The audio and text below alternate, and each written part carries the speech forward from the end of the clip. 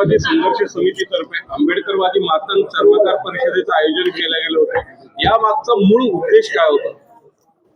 या मागचा मूळ उद्देश जो आहे की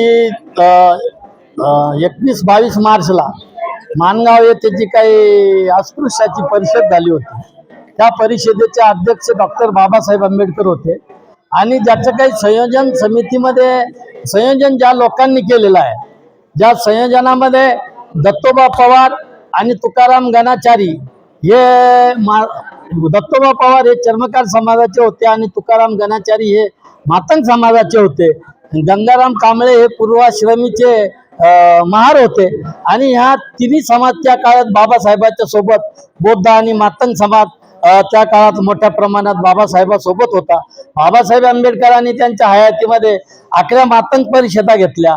एवढंच नव्हे तर चर्मकार समाजातील पाना राजभोज हे शेड्यूल कास्ट फेडरेशनचे सेक्रेटरी केले होते आणि कुठेतरी मातंग बौद्ध चर्मकार समाज हा रक्ताशी नाता असणारा, या देशातला मूळ रहिवासी असणारा आणि त्याच्यामुळं गावकुसाबाहेर यांचे जे काही निवासस्थान आहे, एकामेकाच्या शेजारी असणारे जे निवासस्थान आहे आणि याचा एक आजच्या घडीला बरीचशी चर्मकार समाजातील असेल, मातंग समाजातील असेल, बरीचशी मंडळी RSSच्या नांदी लागलेली आहे, मनुवाद्याच्या नांदी लागलेले आहेत। म्हणून त्यांच्यामधला त्या मातंग चर्मकार समाजा आणि बौद्ध समाजामध्ये सामाजिक बंधुभाव आणि एकोपा निर्माण करण्यासाठी, वृंदगीत करण्यासाठी आणि पुन्हा एकदा नव्यानं आंबेडकरी चळवळ, आंबेडकरवादी भूमिका, आंबेडकरवाद या समाजामध्ये रुजवण्यासाठी खऱ्या अर्थानं या माणगाव परिषदेच्या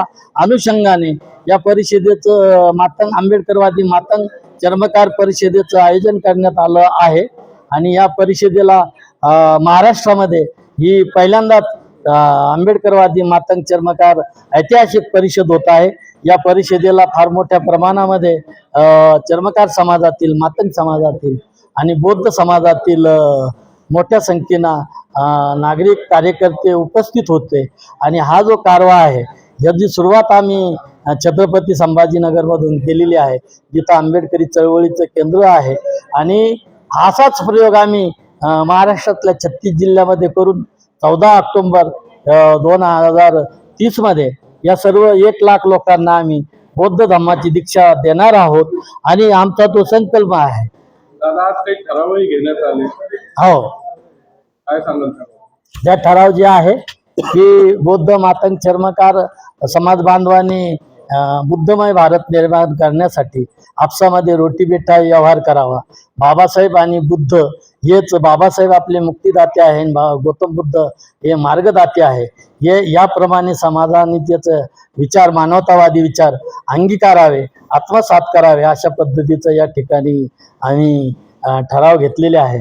विशेष ठराव जे आहे की या समाजामधील जे काही महामानव होते, त्या महामानवाच्या जे असेल की तथागत गौतम बुद्ध, चक्रवर्ती सम्राट अशोक, त्यानंतर संत रविदास असेल, त्यानंतर जे आहे लवजी साळे वस्ताद, अण्णाभाऊ साठे, डॉक्टर बाबासाहेब आंबेडकर आणि कांशीराम साहेबाच्या ज्या जयंत्या आणि पुण्यतिथ्या साजऱ्या करण्याच्या यापुढे आंबेडकरवादी संघर्ष समितीच्या माध्यमातून आम्ही ठराव घेतलेला आहे।